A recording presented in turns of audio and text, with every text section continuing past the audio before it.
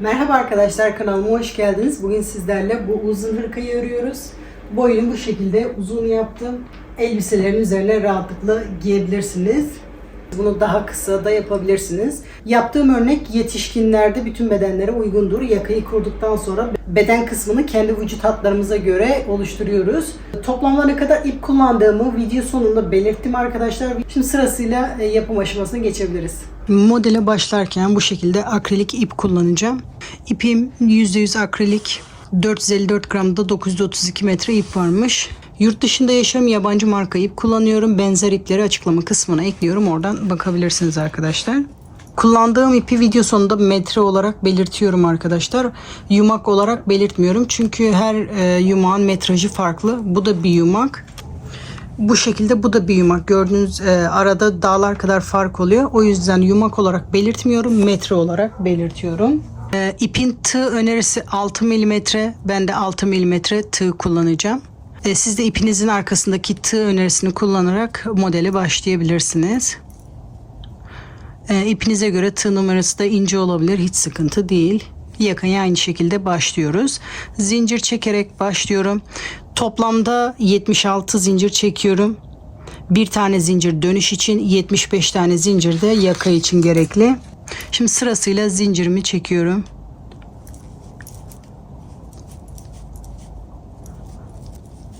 Şimdi toplamda 76 zincir çekip geliyorum. Şu anda benim yaka için gerekli olan 76 zinciri çektim. 2 zincir ekstra çekeceğim. Eğer bir sayımda hata yaptıysam, yanlış yaptıysam kullanabilmek için fazlalığı yakayı oluşturduktan sonra sökebiliriz. Her zaman fazla zincir çekmekte fayda var. Şimdi sırasıyla sık iğne yaparak başlıyorum. Direkt zincirin üzerine de yapabilirdik ama yaka çok esnemesin. Esnemeyi önlemek için sık iğne ile başlıyorum. İkinci zincirde sık iğne yaparak başlıyorum. Ön yaka için toplamda 11 tane sık iğne yapıyorum. 1 2 her zincirin içine birer tane sık iğne yapıyoruz. 3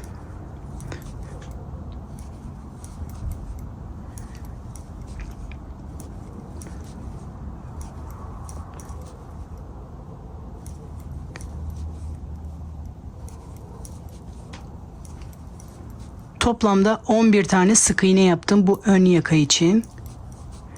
3 zincir köşe için yapıyorum. Şimdi diğer omuz kısmına doğru dönüyorum. Aynı zincire batmıyorum bu delik çok büyük olmasın diye. Sıradaki zincire batarak diğer tarafa doğru dönüyorum. Şimdi sırasıyla omuz kısmında da 13 tane sık iğne yapıyorum. Diğer köşeye kadar. Zincirlerin içine batarak birer tane sık iğne yaparak köşeye kadar toplamda 13 sık iğne yapalım.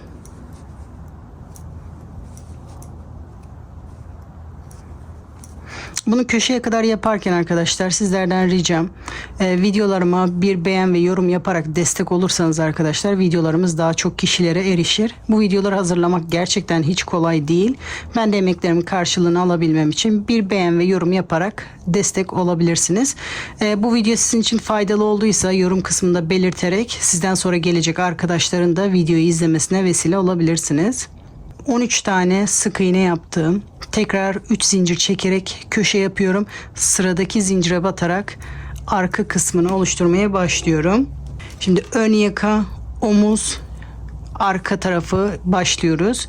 Şimdi arkası için de toplamda 27 sık iğne yapıyorum. 1 2 zincirlerin içine birer tane batarak sık iğne yapıyoruz. Diğer köşeye kadar toplamda 27 sık iğne yapıp geliyorum.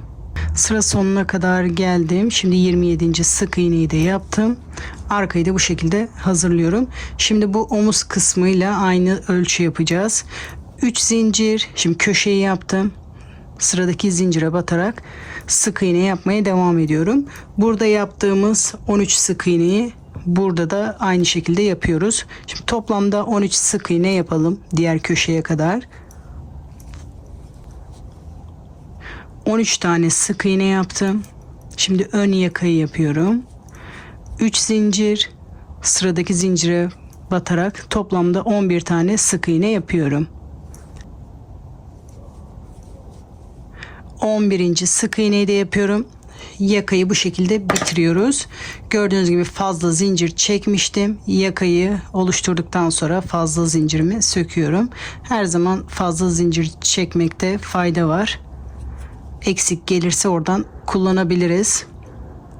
Şimdi yakayı yapmaya başlıyorum. Bir zincir çekerek sıramı dönüyorum. İlk sık iğneye batarak bir sık iğne yapıyorum. 6 zincir çekerek başlıyorum. 6. Şimdi ilk sırayı yaparken normal trabzan olarak yapacağım. Diğer sıralarda üçlü trabzan yapacağız. Şu anda ikili trabzan yapıyorum. Tığıma doluyorum. 4. sık iğnenin üzerinde trabzan yapmaya başlıyorum. Ve trabzan yapıyoruz. İlk önce bir trabzan, arada 5 zincir. Tekrar aynı boşlukta bir trabzan yapıyorum. İlk V trabzanımızı bu şekilde oluşturuyoruz. 5 zincir. Aralarda 6 sık iğne bırakacağız. Şimdi 6 sık iğne bırakıyorum. Köşeye geçiyorum. Şimdi köşe yapmaya başlıyorum. Ortada 2 tane V trabzan yapacağız. Şimdi ilk V trabzanımı yapıyorum. 5 zincir. Tekrar aynı boşlukta bir trabzan yapıyorum. İlk V trabzanımı oluşturuyorum. Şimdi buradaki gibi arada batma yeri yapmam lazım. 5 zincir. Bu ara batması için şimdi tekrar aynı boşlukta V trabzan yapıyorum. İlk önce bir trabzan. 5 zincir. Tekrar aynı boşlukta bir trabzan yaparak ikinci V trabzanımı yapıyorum. Köşeleri bu şekilde yapacağız. 2 tane V trabzan, bir de arada batmak için 5 zincir. Şimdi omuz kısmını oluşturmaya başlıyoruz. Şimdi arada batmak için 5 zincir yapıyorum. 5 zincir. Arada 6 sık iğne atlıyorum. 7. sık iğnede bir V trabzan yapıyorum. İlk önce bir trabzan. 5 zincir. Tekrar aynı sık iğnede bir trabzan yaparak V trabzan yapıyorum. 5 zincir. Bakın 6 sık iğne atlıyorum. Köşeye geliyorum. Köşede köşe işlemini yapıyorum. İlk önce bir tane V trabzan yapıyorum. Ara boşluk için 5 zincir. Tekrar aynı köşede V trabzan yapıyorum. Bir trabzan. 5 zincir. Tekrar aynı boşlukta bir trabzan yaparak köşeyi yapıyorum. Şimdi ön yakayı yaptık, omuzu yaptık. Şimdi arkayı da gösteriyorum. 5 zincir. 7. sık iğnenin üzerinde V trabzan. Bir trabzan. 5 zincir. Tekrar aynı boşlukta bir trabzan yaparak ilk V trabzanımı oluşturuyorum. 5 zincir, 6 sık iğne atlıyorum. 7.'de bir V trabzan.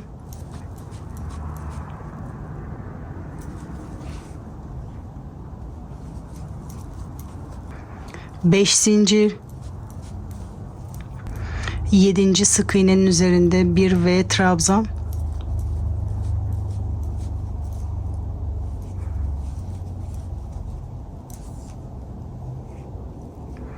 5 zincir. 6 sık iğne atlıyoruz. Köşeye gelerek köşe işlemini yapıyoruz. Ön yaka, omuz, arkayı yaptık. Şimdi bu omuzla ön yakayı da bu taraftaki gibi yaparak sıra sonuna kadar yapalım. Şimdi sıra sonuna kadar geldim. Köşeyi yaptım. Köşeden sonra bir tane V trabzan yaptım.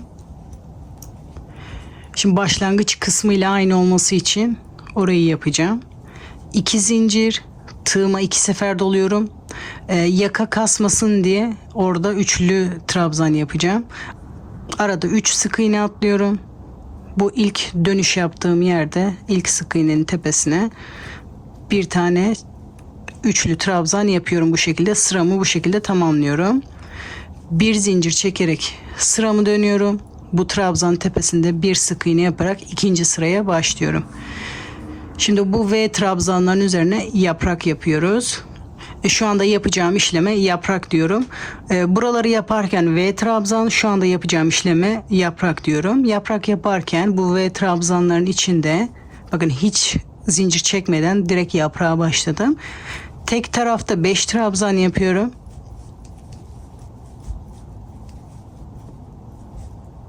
Arada 3 zincir. Tekrar aynı boşluk içerisinde 5 trabzan yapıyorum.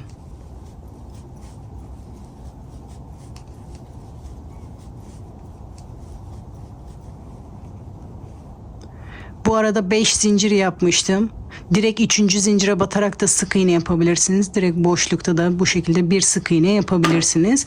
Yapraklarımızı bu arada tutturuyoruz. Şimdi direkt köşeye başlıyorum. Hiç zincir çekmeden bu ilk V trabzana yaprak başlıyorum. 5 trabzan.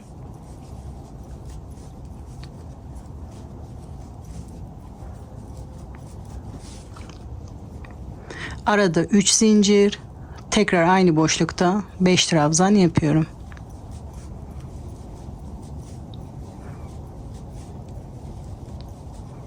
Sıradaki boşlukta bir sık iğne. Sonra diğer V trabzana bakın hiç zincir çekmeden yaprak yapmaya başlıyorum. 1 2 3 4 ve 5, arada 3 zincir. Tekrar aynı boşlukta 5 trabzan yaparak yaprağımı tamamlıyorum.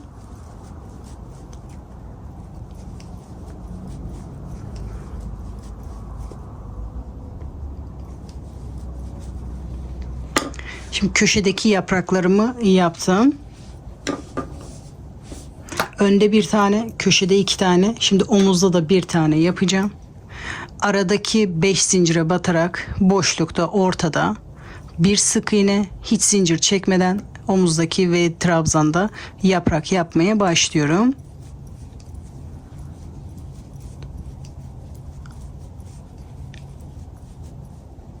Beş trabzan, 3 zincir, tekrar aynı boşlukta toplamda 5 tane trabzan yapıyorum. 4 5. Şimdi köşeye doğru gidiyorum. 5 zincirde yani boşlukta bir sık iğne. Şimdi köşe yapmaya başlıyorum. İlk yaprağıma başladım. 1 2 3 4 5, arada 3 zincir. Tekrar yaprak yapmaya devam ediyorum. Aynı boşluk içerisinde diğer tarafını yapıyorum. 2 3 4 ve 5. Sıradaki ara boşluğa gelerek bir sık iğne yapıyorum. Sonra diğer V trabzana geçiyorum. Toplamda 5 trabzan yapıyorum.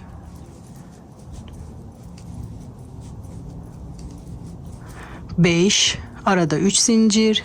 Tekrar aynı boşlukta 5 trabzan yapıyorum.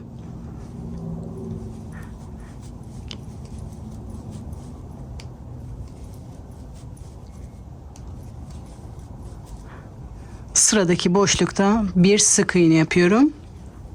Şimdi sırasıyla buraları burada yaptığımız gibi, köşeleri burada yaptığımız gibi yaparak sıra sonuna kadar yapalım. Sıra sonuna kadar geldim. Burada zincirle başlamıştık. Diğer tarafta 2 zincir bırakmıştık. Şimdi bu taraftakinin aynısını yapıyoruz. Burada arada 2 zincir vardı. 2 zincir bırakarak 3. zincire, bu taraftan 3. bu taraftan 4. zincirde bir sık iğne yaparak sırayı burada bitiriyorum. Şimdi yeni sıraya başlıyorum. Burayı yaparken bir sırada bu şekilde tam yaprak olacak, bir sırada yarım yaprak olacak. Şimdi yarım yaprak için yarım V yapıyorum. 7 zincir çekerek başlıyorum. 4 zincir trabzan için, 3 zincir de yarı aradaki zincir için sıramı dönüyorum. Şimdi bundan sonraki sıralarda üçlü trabzan yaparak yapacağız. Bu ilk sırada delikler daha fazla büyük olmasın diye normal trabzanla yaptım. Şimdi bundan sonraki sıralarda hep üçlü trabzan olacak. Tığıma 2 sefer doluyorum. Bu sık iğnenin tepesine batarak üçlü trabzanımı yapıyorum. Arada 2 zincir. Şimdi aralarda artık 5 zincir olmayacak. Bu yaprakların tepesine batacağız. 2 zincir. Bu yaprakların tepesinde boşlukta hemen trabzanların yanında bir sık iğne. Tekrar 3 zincir. Bu sefer diğer trabzanın yanında bir sık iğne yapıyoruz. Burayı da diğer sırada burada bakın 5 zincir yapmıştık. Ortada batmıştık. Bu ortada batarak sık iğneyi bunların tepesine yapacağız. O yüzden bunları yapıyoruz. 2 zincir, tığıma 2 sefer doluyorum. Bu diğer sırada yaptığım sık iğnenin tepesine batarak üçlü trabzanımı yapıyorum. Şimdi bundan sonraki V trabzanları üçlü trabzanla yapacağız. Bir üçlü trabzan, arada 5 zincir. Tekrar tığımı 2 sefer dolayarak aynı boşluğa batıyorum. V trabzan yapıyorum üçlü trabzanlarla. Bundan sonraki V trabzanlarımız bu şekilde olacak. 2 zincir. Bakın köşenin yaprağına geldim. Tek tarafına.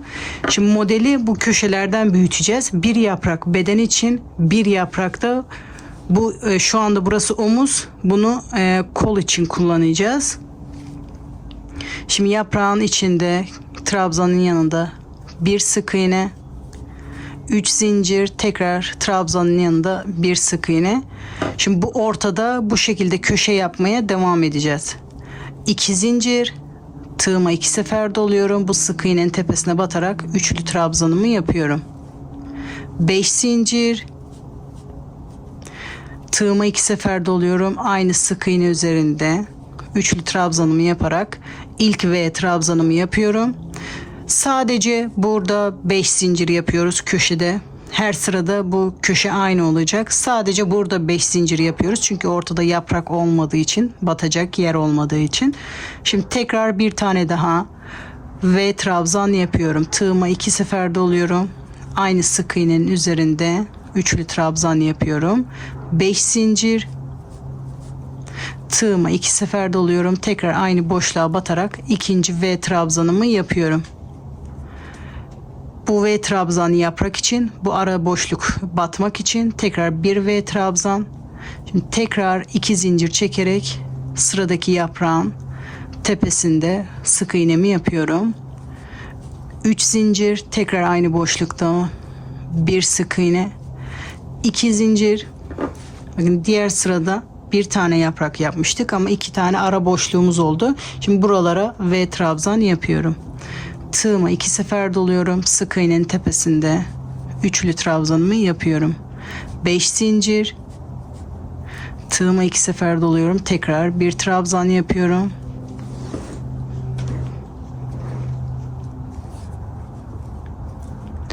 İki zincir. Bu trabzanın yaprağın tepesinde bir sık iğne. 3 zincir. Tekrar aynı boşlukta bir sık iğne. 2 zincir, tığıma 2 sefer doluyorum. Sıradaki sık iğnede üçlü trabzan yaparak V trabzanıma başlıyorum. 2 zincir.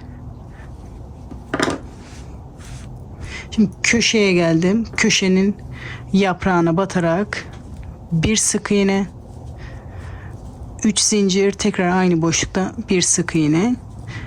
Şimdi diğer köşeyi yapıyoruz. 2 zincir. Bu köşenin aynısını da buraya yapıyoruz. Tığımı 2 sefer doluyorum. Bu köşede yaptığımız sık iğnenin üzerinde V trabzan yapmaya başlıyorum. İlk V trabzanımı yaptım. Arada 5 zincir. Aynı sık iğnenin tepesinde bir tane daha V trabzan yapıyorum.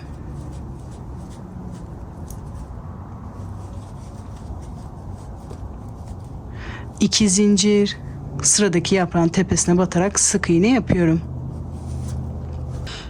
Bu sırayı da bu şekilde tamamlıyoruz. Şimdi boşluklarda V trabzan, köşelerde de bu şekilde köşe yapıyoruz.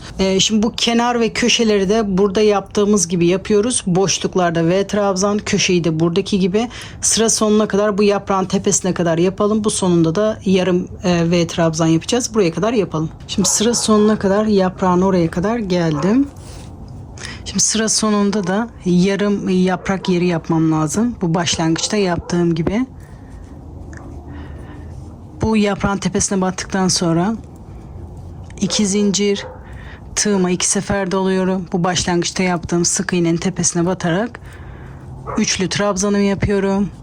Arada 3 zincir, tekrar tığıma 2 sefer dolayarak üçlü trabzan yapıyorum. Bu şekilde yarım yaprak yeri yapmış oluyorum.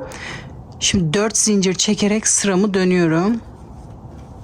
Bu dönüş için bunu çekiyoruz. Şimdi yaprağın yarısını buraya yapıyorum.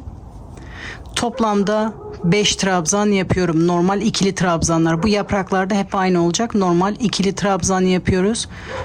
Şimdi 5 tane trabzan yapıyorum. 1 2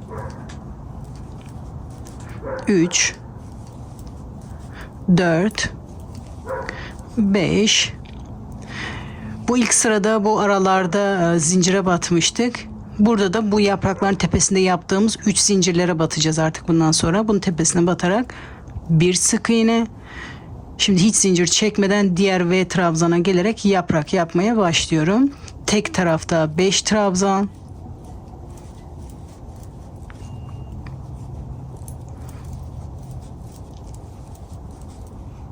Arada 3 zincir.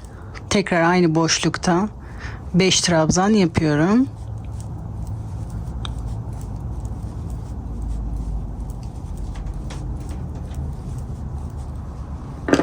Ve ön taraftaki yaprakları yaptık. Köşeyi yapacağım. Hiç zincir çekmeden yaprağın tepesindeki 3 zincire batarak bir sık iğne yapıyorum. Hiç zincir çekmeden bu köşeyi yapıyoruz. İlk yaprağı yapıyorum. Tek tarafta 5 trabzan.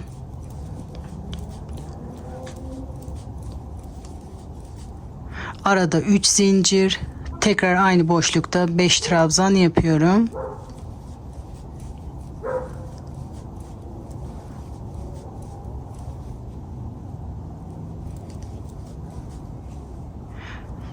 Sadece köşelerde bu 5 zincire batıyoruz. 5 zincirin ortada bir sık iğne. Şimdi köşenin diğer yaprağını yapıyoruz. Tek tarafta 5 trabzan.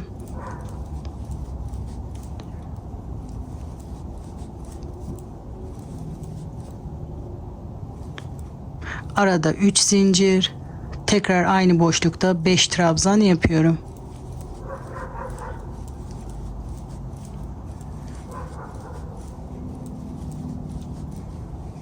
Hiç zincir çekmeden yaprağın tepesindeki 3 zincire batarak bir sık iğne yapıyorum. Şimdi artık bu diğer kenarlarda anlatarak videoyu uzatmaya gerek yok arkadaşlar. Ve trabzanlara yaprak, köşeleri de aynı buradaki gibi köşe yapıyoruz. Bu şekilde sıra sonuna kadar buraya kadar yapalım. Şimdi sıra sonuna kadar geldim. Sıra sonunda da yarım yaprağımı yapıyorum. Burada yarım V trabzanın içinde 5 trabzan yapıyorum.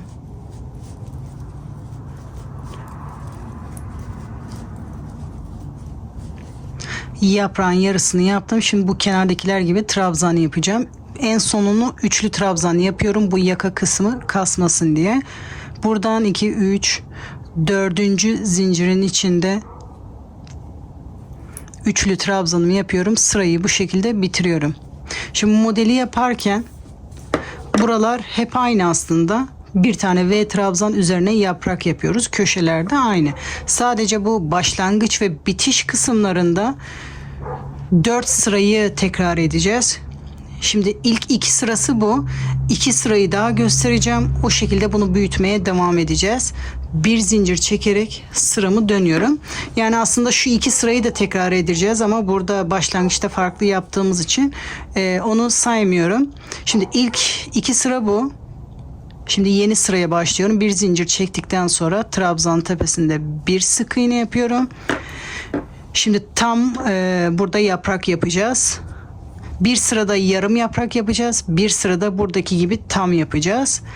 2 zincir, tığıma 2 sefer doluyorum. Buradaki sık iğnenin tepesine batarak V trabzan yapıyorum. Arada 5 zincir. Tekrar aynı sık iğnede trabzan yaparak üçlü trabzan V trabzanımı tamamlıyorum. 2 zincir. Şimdi yaprağın tepesine gelerek bir sık iğne, 3 zincir, tekrar aynı boşlukta bir sık iğne, 2 zincir. Bakın köşeden önce bir tane V trabzan yapacak yer var. Oraya V trabzanımı yapıyorum. Ondan sonra köşeye geçiyoruz. 5 zincir. Tığıma 2 sefer doluyorum aynı boşlukta. Bir üçlü trabzan yapıyorum. 2 zincir, yaprağın yanında bir sık iğne, 3 zincir, yaprağın yanında bir sık iğne, 2 zincir. Şimdi köşeye gelerek köşe işlemini yapıyoruz. Buradaki işlemin aynısını. İlk önce bir tane V trabzan yapıyorum. 5 zincir. Tekrar aynı boşlukta bir trabzan yapıyorum. İlk V trabzanımı oluşturuyorum. Arada batmak için 5 zincir yapıyorum.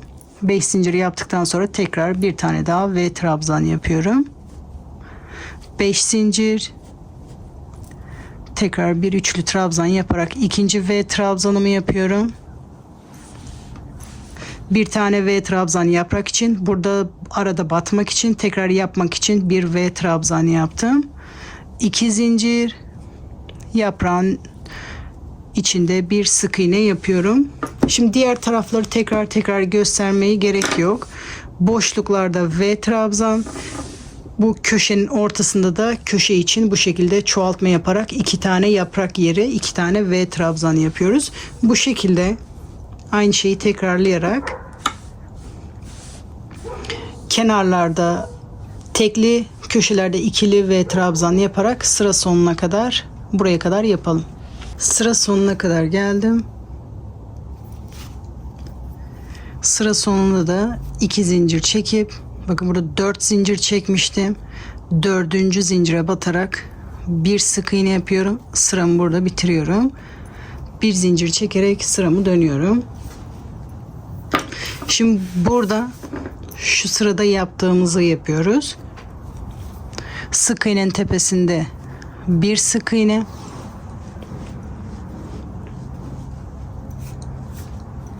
sonra hiç zincir çekmeden bu ilk V trabzanın içinde yaprak yapmaya başlıyorum.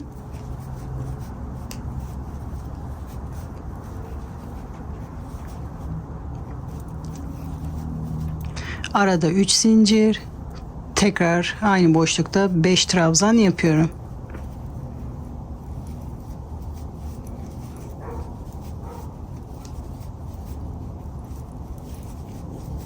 Hiç zincir çekmeden bu yaprağın tepesindeki zincire batarak bir sık iğne yapıyorum.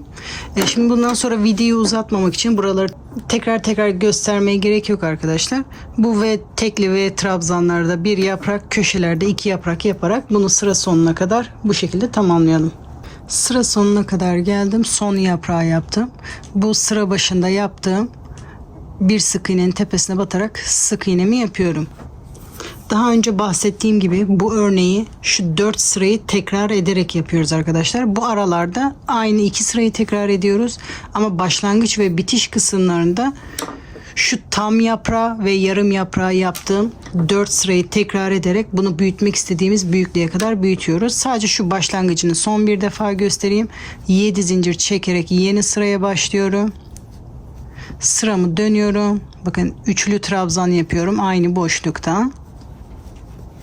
Yarım yaprağı da bu şekilde başlıyorum. 2 zincir, yaprağın tepesine batarak bir sık iğne yapıyorum. Gördüğünüz gibi şu anda şu sırayı yapıyorum. Bu sırayı tekrar ediyorum. Toplamda şu 4 sırayı tekrar ederek bunu büyütmek istediğimiz büyüklüğe kadar büyütüyoruz. Nasıl ölçü aldığımızı da göstereyim.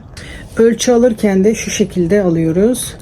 Yaptığımız yakayı bu şekilde omuzlarımıza yerleştiriyoruz. Bakın burası ön. Önü, arkayı, omuzu güzelce yerleştirdikten sonra ortalı bir şekilde bu yaptığımız köşe kol altına gelene kadar örüyoruz. Ondan sonra tekrar ölçü almayı size göstereceğim. Nasıl ölçü aldım. Bunu bu şekilde koltuk altına gelene kadar, arkayla rahat bir şekilde tutana kadar bunu örüyoruz. Daha örmem gerekiyor. Daha sonrasında tekrar ölçü almayı göstereceğim. Şimdi kol altına kadar örüyorum. Yaptığım örgüyü ölçü alıyorum. bu şekilde giyiyormuş gibi yapıp kol altından ölçüyorum. Şu diğer köşenin ucuyla bu köşeyi ölçüyorum. Böyle ucuca geldiği zaman kolum ve bedenim rahatsa bu benim için ideal ölçüye gelmiştir. Siz de kendi yaptığınız örgüyü bu şekilde ölçerek ölçü alabilirsiniz. Şu anda benim için gayet ideal bir ölçüde oldu. Siz de bu şekilde kendi vücut ölçülerinize göre ölçüleri alabilirsiniz. Bu sıraları sayarak yapmayın arkadaşlar. İpinize, el sıklığına göre bu sıralar farklı olabilir. En ideal ölçü alma şekli bu şekilde. Kendi vücut hatlarınıza göre doğru bedeni bulursunuz arkadaşlar. Şimdi sıradaki aşamaya geçebiliriz. Az önce ölçü aldıktan sonra kol altına kadar, köşeye kadar normal örmeye devam ediyorum. Şimdi bunu tersine dönüp köşeye kadar örüyorum. Koltuk altındaki köşeye kadar. Şimdi bu sırayı kol altına kadar geldim. Kol altındaki köşedeki yapraktayım. Bakın bedeni köşeye kadar geldim. Normalde burada çoğaltma işlemi yapıyorduk. Beden tarafındaki köşe, kol tarafındaki köşe. Diğer tarafta da kol tarafındaki köşe, beden tarafındaki köşe. Ben şimdi buraya batıyorum. Bu kol kısmına batmıyorum.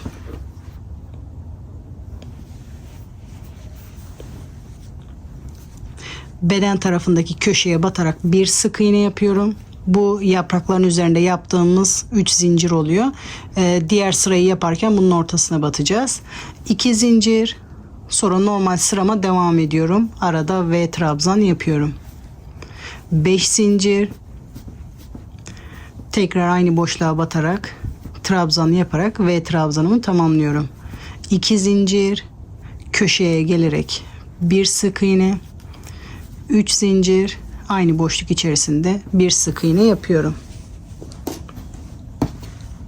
Şu anda arkaya doğru döndük. Kol kısmı, bedenimiz bakın tek parça olmaya başladı. Şimdi bunu diğer köşeye kadar, kol altına kadar örüyorum. Şimdi arka tarafı kol altına kadar geldim. Arkanın köşesindeyim. Burası kol köşesi. Bu yaprağın üzerinde 3 zincir çektim. Şimdi kol kısmına hiçbir işlem yapmıyorum. Bu kol tarafındaki köşe, bu da beden tarafındaki köşe. Beden tarafındaki köşeye bir sık iğne yapıyorum. Sonra normal sıraya devam ediyorum. 2 zincir. Şöyle göstereyim, bakın kolu böyle ayarladık. Ön parçaya doğru gidiyoruz. Ara boşlukta V trabzan yapıyorum.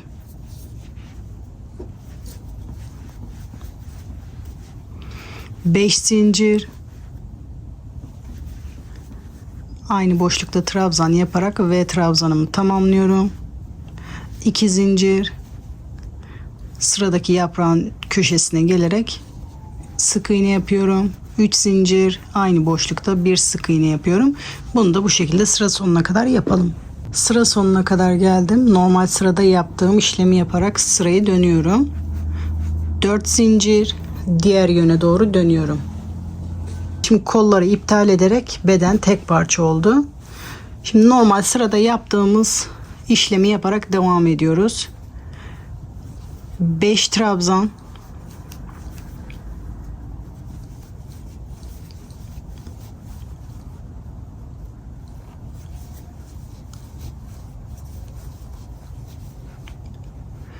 bu 3 zincire batarak sık iğne.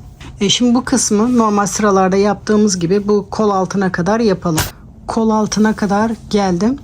Kol altında şöyle 3 zinciri yapıp diğer tarafa geçmiştik. Buradaki yaprağı yaptıktan sonra sık iğne işlemi bu aradaki 3 zincirde yapıyoruz. Sonra hiç zincir çekmeden diğer V trabzana giderek yaprak yapmaya devam ediyoruz.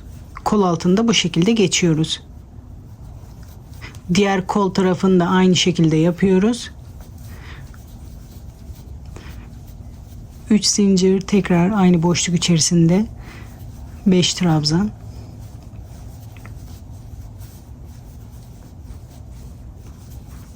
Bundan sonrası normal sıralarda yaptığımız gibi 3 zincirin içinde bir sık iğne yapıyoruz. Şimdi modelimiz artık normal sıraya döndü.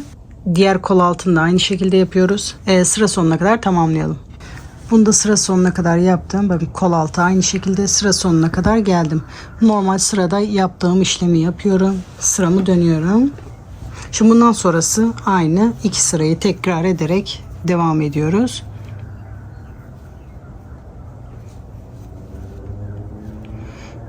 Bu trabzan tepesine bir sık iğne yaparak başlıyorum.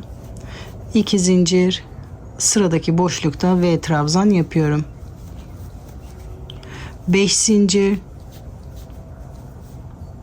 aynı boşlukta V trabzanımı tamamlıyorum. 2 zincir, yaprağın tepesine batarak normal sırama devam ediyorum. Bunu da bu şekilde sıra sonuna kadar tamamlayalım. Bedenimiz tek parça, kol altında birleştirdik. Bunu sıra sonuna kadar normal sıralarda yaptığımız gibi yapalım. Sıra sonuna kadar geldim. Şimdi diğer yöne dönüyorum. Normal sırada yaptığım işlemi yapıyorum. Sık iğnenin üzerinde bir sık iğne. Normal trabzan yapmaya başlıyorum. Yaprağı yapıyorum. 5 trabzan tek tarafta, 5 trabzan diğer tarafta. 3 zincir, tekrar aynı boşlukta 5 trabzan yapıyoruz. Yaprağımızı bu şekilde tamamlıyoruz.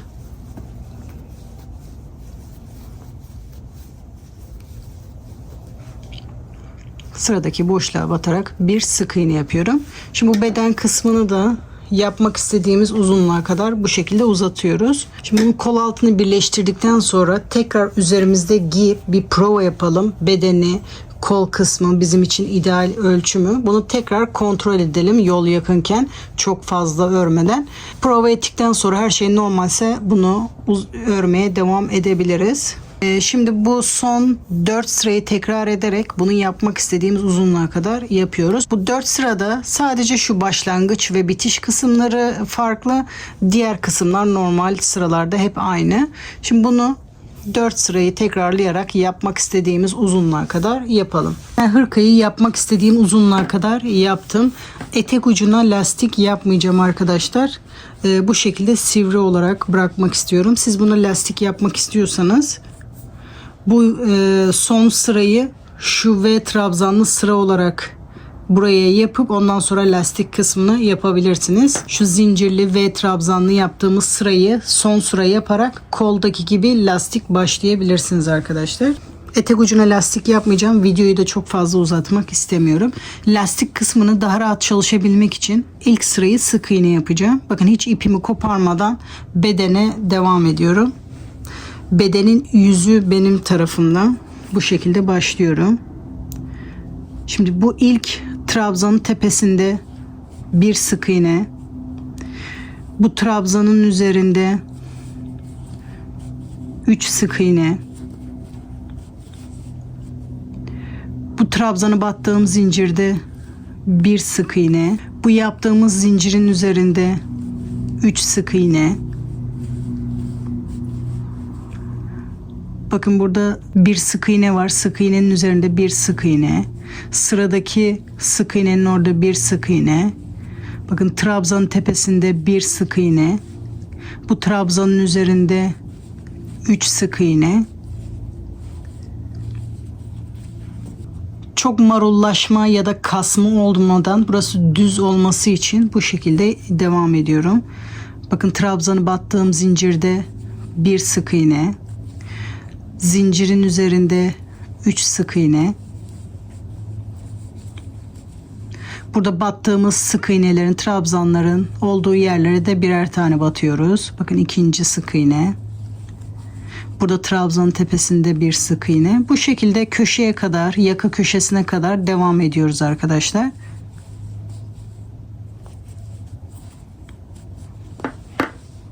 Bunu yakaya kadar bu şekilde devam edelim. Şimdi yakaya kadar geldim. Bakın burada başlangıçta sık iğne yapmıştık. Orada bir sık iğne yapıyorum. Şu köşede battığım zincirde bir sık iğne yapıyorum. Şimdi bir zincir çekiyorum. Diğer yöne doğru dönüyorum. Aynı zincirde tekrar bir sık iğne yaparak köşeyi bu şekilde yapıyorum. Sırasıyla bu zincirlerin içine de birer tane sık iğne yapıyorum. Bu yaka kısmında birer tane sık iğne yapıyoruz. Burada çoğaltma, eksiltme yapmamıştık zaten. Sırasıyla bütün sık iğnelerin üzerine bu şekilde birer tane sık iğne yaparak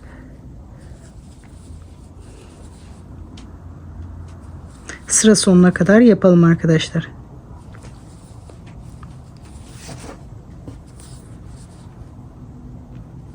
Bakın sırasıyla, bakın burası köşeydi. Köşede de birer tane batarak bunu sıra sonuna kadar bu şekilde devam ediyorum. Yakayı da bu şekilde devam ediyoruz. Bu yaka köşesine kadar aynı şekilde bütün zincirlerin üzerine birer sık iğne yapıyorum. Bunu da bu ön yakayı da diğer tarafta yaptığımız gibi etek ucuna kadar bu şekilde buraya da sık iğne yaparak etek ucuna kadar devam edelim arkadaşlar. Sıra sonuna kadar bu etek ucuna kadar yapalım. Diğer kenarı da sıra sonuna kadar etek ucuna kadar yaptım. Zincirin içinde 3 sık iğne, sonuncu zincirin içinde de bir sık iğne yaparak sıramı birleştiriyorum. Lastik yapmaya başlıyoruz. 3 zincir çekerek diğer yöne doğru dönüyorum. Şimdi ilk sırada normal bütün sık iğnelerin üzerine birer tane trabzan yapıyoruz. Çoğaltma, eksiltme yok. Bütün sık iğnelerin üzerine bu şekilde birer tane trabzan yapalım yaka köşesine kadar. Bu şekilde sırasıyla bütün sık iğnelerin üzerine birer tane trabzan yapalım. Bu şekilde bu yaka köşesine kadar böyle birer tane trabzan yapalım. Köşeye kadar geldim. Bu köşede arada bir zincir yapmıştım. Bakın hiç zincir çekmeden o zincir arasında da bir trabzan yapıyorum. Bir zincir, tekrar aynı boşlukta bir trabzan yapıyorum. Köşeyi bu şekilde dönüyorum. Sonra sırasıyla bu sık iğnelerin tepesine birer tane trabzan yapmaya devam ediyorum. Bu yaka da aynı. Diğer köşeyi de aynı bu şekilde yapıyoruz. Diğer ön yakayı da bu şekilde yaparak etek ucuna kadar yapalım. Bu etek ucuna kadar yapalım. Şimdi diğer kenarı da sıra sonuna kadar geldim. Sonuncu sık iğnenin üzerinde de bir trabzan yapıyorum.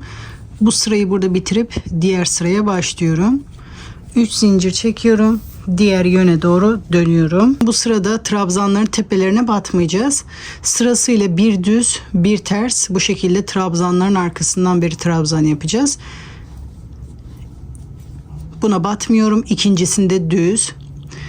Sıradaki trabzanın arkasından beri yani ters. Hiç zincir çekmiyoruz. Sıradaki trabzanda düz. Sıradaki trabzanda ters. Bu şekilde bir düz bir ters olacak şekilde lastik yapmaya başlıyoruz. Bütün trabzanlara hiç çoğaltma eksiltme yapmadan bu şekilde bir düz bir ters yapıyoruz.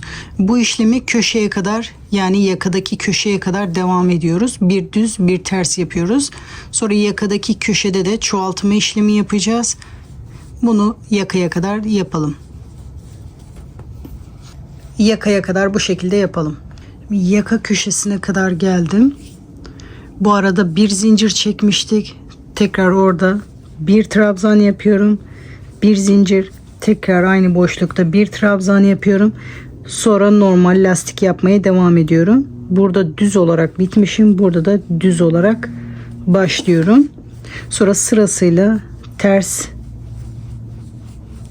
düz bu şekilde devam ediyorum. Yakayı da bu şekilde devam ediyoruz. Diğer köşeyi de aynı burada yaptığım gibi yapıyoruz. Ön yakayı da etek ucuna kadar bu şekilde lastik yaparak devam ediyoruz. Şimdi bu yakayı bu şekilde devam edeceğim. Köşeyi şimdi yaptığım gibi yapacağım. Köşeyi de yaptıktan sonra bu ön yakayı da etek ucuna kadar bir ters bir düz lastik olarak yapacağım. Yapıyoruz, sıra sonuna kadar bu şekilde yapalım. Burayı da sıra sonuna kadar geldim. Bu son zinciri de bir düz denk geldi. O şekilde yapıyorum. Bunu bu şekilde 2 sırada da bırakabilirsiniz. Tekrar bir sıra daha ekleyebilirsiniz. Bu şekilde 3 zincir çekip döneceğiz. Sonra sırasıyla diğer sırada ne yaptıysak düze düz, terse ters yaparak buna bir sıra daha eklemek isteyenler ekleyebilir. Köşeyi de aynı şekilde yapıyoruz. Bu sıra diğer sırada son sırada yaptığımız gibi bir düz bir ters köşede aynı şekilde olacak. Bunu da bu şekilde sıra sonuna kadar tamamlayabilirsiniz.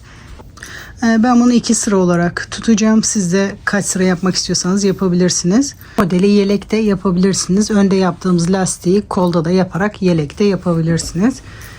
Ben bunu hırka yapacağım. Şimdi köşeden önceki 2 yaprak arasında başlayacağım. Bakın burası köşeydi. Köşenin tekini bedende kullandık. Tekini de kolda kullanacağız. Onun yanındaki boşlukta başlıyorum. İpime bir zincir çekiyorum. Bu boşlukta başlıyorum. Şimdi 4 zincir trabzan yerine 5 zincirde ara boşluk için çekerek V trabzana başlıyorum. Toplamda 9 zincir çekiyorum. 2, 3, 4, 5, 6, 7, 8, 9. Toplamda 9 zincir çektim. Tığımı 2 sefer doluyorum. Tekrar aynı boşluğa batarak, yani aynı sık iğne, üçlü trabzanımı yapıyorum. Şimdi normal sıralardaki gibi devam ediyorum. 2 zincir, yaprağın tepesinde bir sık iğne, 3 zincir, tekrar aynı boşlukta bir sık iğne, 2 zincir. Şu anda tam köşeye gelerek burada da V trabzan yapıyorum. Arada 5 zincir. Tığımı 2 sefer doluyorum. Tekrar aynı sık iğnenin üzerinde trabzan yaparak V trabzanımı tamamlıyorum. Şimdi bakın, burası kol altı. Aynı yerde devam edeceğiz. Burada çok büyük delik olmaması için buralara batarak devam edeceğiz. 2 zincir. Bakın, bu yaprağı bedende birleştirmiştik ama şu anda kol altında çok büyük delik olmasın diye tekrar aynı yaprağın ucuna batıyorum. Bir sık iğne, 3 zincir. Yaprağın tepesinde yaptığımız 3 zinciri bu şekilde yapıyorum. Bakın, 3 zincir çektikten sonra bedende kullandığımız diğer köşeye. Bakın, bedeni yaparken bunun ucuna batmıştık. Sonra buraya geçmiştik. Şimdi kol yaparken de aynı yaprağın ucuna batıp 3 zincir çekip bu tarafa geçiyorum. Diğer sırada yaprağa batınca bu 3 zincire batacağız. Bunun tepesinden gelerek bir sık iğne yapıyorum. 2 zincir. Sonra normal sıraya devam ediyorum. Burada V trabzan yapmaya başlıyorum. Burası tam köşe. 5 zincir. Tekrar aynı boşlukta bir trabzan. Boşluk dediğim sık iğne, yani arkadaşlar aynı noktaya batıyorum anlamında söylüyorum. 2 zincir. Yaprağın tepesine gelerek normal sıralarda yaptığımız işlemi yapıyoruz. 3 zincir. Sonra sıradaki ara boşlukta V trabzan yapmaya başlıyoruz. Buralar normal sıralarda yaptığımız gibi bu yaprağın tepesine kadar V trabzan yapalım. Burada tekrar birleştirmeyi göstereyim. Şimdi sıra sonuna kadar geldim. Son yaprağın tepesine de battım. 2 zincir çekerek sıramı birleştiriyorum. Buradan 4. zincire batarak iz sürme yapıyorum.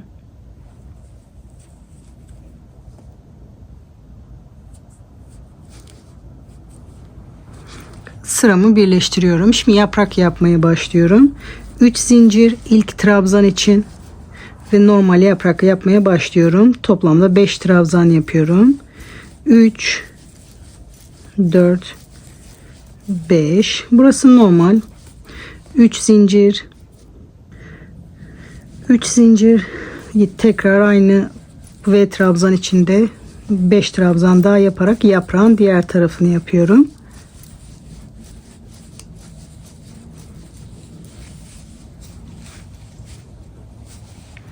Normal bedende yaptığımız gibi bu yaprağın tepesine batarak bir sık iğne.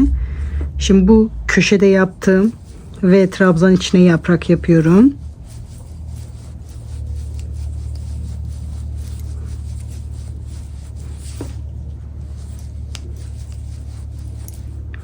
Üç zincir, tekrar aynı boşlukta 5 trabzan yapıyorum.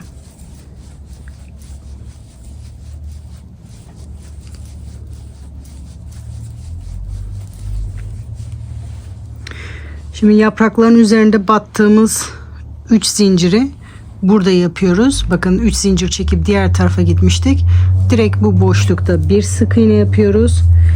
Sonra yaprak yapmaya devam ediyoruz. Sıradaki V trabzanı 5 trabzan yaparak yaprak yapmaya başlıyorum. Bundan sonrası aynı, sadece bu kol altında dikkat etmemiz gerekiyordu. 3 zincir, tekrar aynı boşlukta 5 trabzan yaparak yaprağımı bu şekilde tamamlıyorum. Bundan sonra yaprağın tepesindeki 3 zincire batarak bir sık iğne yapıyorum. 5 trabzan bu yaprağın tepesine gelerek bir sık iğne yapıyorum. Şimdi sırasıyla diğer V trabzanların içine yaprakları yaparak sıra sonuna kadar yapalım. Sıra sonuna kadar geldim. Bu ilk yaptığım zincirin 3. zincirine batarak bir iç sürme yapıyorum. Sıramı bu şekilde birleştiriyorum. Şimdi tekrar V trabzan yapmaya başlıyorum. Aynı burada yaptığım gibi 9 zincirle başlıyorum. Tığıma 2 sefer doluyorum. Bu sık iğnenin tepesine batarak üçlü trabzanımı yapıyorum. Şimdi kol altına kadar aynı devam ediyoruz. 2 zincir, bu trabzanın tepesinde bir sık iğne, 3 zincir, tekrar aynı boşlukta bir sık iğne, 2 zincir, sıradaki boşlukta V trabzan, 5 zincir, tekrar aynı boşlukta trabzan yaparak ilk V trabzanımı yapıyorum. 2 zincir. Şimdi bu yaprağın tepesine kadar geldim. Şimdi burası kol altı. Bunu üzerimize giyip deneyebilirsiniz arkadaşlar. Bunu bu genişlikte yapıp balon kol şeklinde mi devam etmek istiyorsunuz? Bunu daraltmak mı istiyorsunuz? Ona karar vermeniz gerekiyor. Şimdi ben bunu sadece bir sefer daraltacağım. Ondan sonra düz olarak devam edeceğim. Şimdi buraya da bir tane yaprak yaparsam bu benim için çok geniş oluyor. O yüzden sadece bu sırada daraltacağım. Ondan sonra devam edeceğim. Şimdi daraltma işlemi yaparken aynı burada yaptığımız gibi kol altında, bakın 3 zincir çekip tekrar buraya batmam gerekiyordu.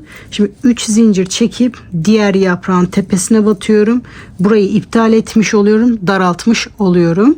2 zincir, ama bunu daraltmak istemiyorsanız direkt buraya V trabzan yaparak buraya yaprak yeri oluşturabilirsiniz. Orayı göstermeme gerek yok. Bunu daraltmak istemiyorsanız burada yaptığımız V trabzanı buraya yaparak normal sıraya devam edebilirsiniz. Şu anda benim yaptığım daraltma işlemi. Şimdi bundan sonrası normal sıralarda yaptığımız gibi diğer boşlukları da V trabzan yaparak sıra sonuna kadar yapalım. Sıra sonuna kadar geldim. Aynı diğer sırada yaptığım gibi 2 zincir. Bunun 4. zincirine batarak bir iz sürme yapıyorum. 3 zincir çekerek yeni sıraya başlıyorum. Normal yaprak işlemini yapıyorum. İlk zincirle birlikte toplamda 5 trabzan yapıyorum. Bu kısmı tekrar göstermeme gerek yok. Bu 2 yaprağı yapıyorum. Bu kol altında son bir defa göstermek istiyorum. Buraya kadar yaprak işlemi yapalım. Şimdi bu 2 yaprağı yaptım. Burada başlamıştım. Şimdi kol altına kadar geldim.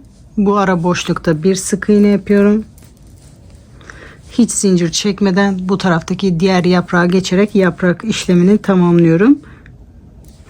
Şimdi bundan sonrası normal sıralarda yaptığımız yaprak işlemini yapıyoruz. Bu şekilde sıra sonuna kadar yapalım. Sıra sonuna kadar geldim. Bu birleştirme kısmını şu şekilde de yapabilirsiniz. Sık iğneyi yapmadan buraya da batarak böyle üçünü birlikte sık iğne de yapabilirsiniz. 9 zincir çekerek yeni sıraya başlıyorum. Tığımı 2 sefer doluyorum. Bu yaptığım sık iğnede ve trabzan yapmaya başlıyoruz. Şimdi bundan sonrası bedende yaptığımız gibi aynı olacak. Ben bunu şu anda daraltmayacağım. Gidişata göre bakacağım. Bunu daraltmak istiyorsanız bu kol altında gösterdiğim yerde aynı burada yaptığımız gibi daraltabilirsiniz. Daraltma istemiyorsanız buralarda da V trabzan yaparak modele devam edebilirsiniz. Bunu giyip prova ettikten sonra o daraltma işlemini karar verebilirsiniz. Hafif bol olmasını istiyorum. O yüzden daha fazla daraltma işlemi yapmayacağım. Bu modelin kazağını yaparken daraltma işlemi yapmıştım. Tam oturması için koluma. Ama bunun kol ucunda lastik yapacağımız için biraz da bol olması gerekiyor. Bakın kol altına geldim. Orada da normal V trabzan yapıyorum. Bu sizin için hala çok çok çok bolsa bu diğer sırada yaptığımız gibi daraltma işlemi yapabilirsiniz. Ben bunu lastik yapmayı düşünüyorum. Siz buna lastik yapmayı düşünmüyorsanız, kol ucu bu şekilde sivri sivri bitsin istiyorsanız aynı etek ucundaki gibi böyle daraltarak kol ucuna kadar daraltabilirsiniz tabii ki. Aynı kazakta yaptığımız gibi. O kolun daralmış haline bakmak için kazak videosuna da bakabilirsiniz arkadaşlar. Şimdi bundan sonrası bedenle aynı. Bir sırada V trabzan yapacağız. Bir sırada yaprak yapacağız. Bunu bileğimize gelene kadar öreceğiz. Bu şekilde lastik de ekleyeceğimizi hesaplayarak yaklaşık şuraya kadar örelim. Bir de lastik olacak. Bunu bileğimize kadar örelim arkadaşlar. Şimdi bu aynı iki sırayı tekrar ederek bunu örmek istediğimiz uzunluğa kadar öreceğiz. Şu şekilde ucuna lastik ekleyeceğiz. Lastiğin burada olmasını istiyorsanız yani şuraya kadar bedeni örüyoruz. Sonra lastiği öreceğiz. Bu üzerimdeki hırkanın tarifi de kanalımda var. Yumuşacık motifli yastık olarak oraya bakabilirsiniz. Şimdi bunu da bileğime kadar örüp geliyorum. Bu kol boyunu yaklaşık şuraya kadar ördüm. Siz de kendi kol boyunuza göre ördükten sonra lastik kısmına başlayabiliriz. Bunu bu şekilde sivri uçlu olarak bırakmak istiyorsanız yapraklı kısımda buraya kadar örerek bunu bu şekilde bırakabilirsiniz. Ama ben buna lastik örmek istiyorum diyorsanız benim gibi şu anda yapacağım işlemi yapabilirsiniz. Lastik yapabilmek için bu benim için çok geniş. Bakın bileğimi koyuyorum. Bayağı bir geniş, bunu daraltmam gerekiyor. Şimdi daraltma işlemine başlıyoruz. 4 zincir trabzan yerine 2 zincirde ara zincir için toplamda 6 zincir çekerek başlıyorum. Bu yaprağın tepesinde bir sık iğne, 2 zincir, tığıma 2 sefer doluyorum. V trabzan yapmayacağız. Sadece bir tane trabzan yapacağım. Bu sık iğnenin tepesine batarak üçlü trabzan yapıyorum. 2 zincir, bu yaprağın tepesinde bir sık iğne. Bu şekilde toparlayacağız bunu. 2 zincir, tığıma 2 sefer doluyorum. Bu arada V trabzan yaptığımız yerde sadece bir tane üçlü trabzan, 2 zincir, yaprağın tepesine gelerek bir sık iğne. Bakın toparlanmaya başladı bu şekilde. 2 zincir, ara sık iğnede bir üçlü trabzan, 2 zincir, yaprağın tepesinde bir sık iğne. Bu şekilde bu yaprağın tepesine kadar yapalım. Ondan sonra sıramızı birleştirelim. Şimdi sıra sonuna kadar geldim. Son 2 zinciri çektim. Buradan 4. zincire batıyorum. Bakın ilk başta çektiğimiz zincirin 4. zincirine batarak bir iz sürme yapıyorum. Bir zincir çekerek yeni sıraya başlıyorum. Şimdi bu sırada bu yaptığımız 2 zincirlerin orada 2 sık iğne yapıyoruz. Sık iğnelerin ve trabzanların tepesine batmıyoruz. Bakın bunun tepesine batmıyorum. Bu kol genişliğine bakıyorum. Bu benim için hala çok geniş. Bunu daraltmak için bu sırada bu trabzan ve sık iğnelerin tepesine batmıyorum. Eğer bu kol genişliği sizin bileğinizde iyiyse bu sık iğnelerin de üzerine birer tane, bu trabzanların üzerine de birer tane sık iğne yapabilirsiniz. Ben şu anda daraltmak için onların tepesine batmıyorum. Sadece boşluklara batıyorum. Bunu kendi bileğinize göre ayarlayabilirsiniz. Bakın hiç zincir çekmeden sıradaki boşluğa gidiyorum. 2 sık iğne. Sıradaki boşluğa gidiyorum. 2 sık iğne. Dediğim gibi bunu daraltmak için bu şekilde yapıyorum. Ama bu genişlik sizin için iyiyse trabzanların, sık iğnelerin tepelerine batabilirsiniz. Hiçbir problem yok. Boşluklarda 2 sık iğne yaparak sıra sonuna kadar yapıyorum. Bu şekilde sıra sonuna kadar bütün boşluklara batarak sık iğnelerimizi yapalım. Sıra sonuna kadar geldim. Son boşlukta 2 sık iğne yaptım. Sıra başındaki ilk sık iğnenin tepesine batarak bir iz sürümü yapıyorum. Şimdi yeni sıraya başlıyorum. Bu sırada lastiğin başlangıcı olan trabzanları yapmaya başlıyoruz. 3 zincir. Bu sık iğnenin tepesinde bir trabzan yapıyorum. Şimdi sırasıyla diğer sırada yaptığımız sık iğnelerin üzerine birer tane sık iğne yaparak Sıra sonuna kadar bu şekilde devam ediyoruz. Çoğaltma, eksiltme yok. Bütün sık iğnelerin üzerine birer tane trabzan yapıyoruz. Sıra sonuna kadar bu şekilde devam edelim. Sıra sonuna kadar geldim. Bu yaptığım trabzana batıyorum. Bu zincire batmıyorum. Bu trabzanın tepesine batarak bir iz sürümü yapıyorum. Sıramı burada birleştiriyorum. 3 zincir çekerek yeni sıraya başlıyorum. Şimdi bu sırada lastiği oluşturmaya devam ediyoruz. Bu ilk trabzanın tepelerine batmayacağız lastiği yaparken. Bu şekilde çevresinden batacağız. Şimdi bir trabzanın benden taraftan düzünden bu şekilde trabzan yapıyorum. Hiç zincir çekmeden sıradaki trabzanın da arkasından beri bu şekilde trabzan yapıyorum. Bu yaptığım düz, bu yaptığım ters. Bakın bir düz, bir ters. İkisini de bakın trabzanın arkasından beri yapıyoruz. Bir düz, bir ters. Bu şekilde bu sırayı da tamamlıyoruz.